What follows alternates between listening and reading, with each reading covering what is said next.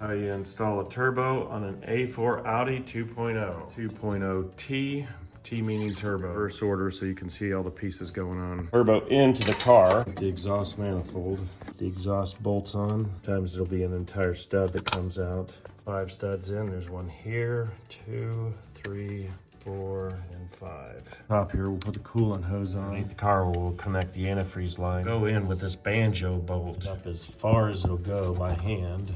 Tighten it up with a triple square, 12 millimeter. The bolt end to hold the banjo bolt in. Put the oil line back into place. Banjo bolt with a crush washer on either side. As far as you can by hand.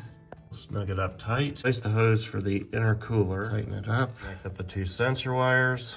Snap it into place. Place the second connector. Bottom of the pan, we'll put the oil line in. Triple square, we'll tighten everything up. The 2 hoses for the PCV. Catalytic converter. Box back in. The turbo, there's a bracket that comes down. Easier to put the top of the bracket on first and then attach it down here. Shield back in place. 18 millimeter bolts that go through. These smaller bolts in. How you install a turbo on an A4 Audi 2.0.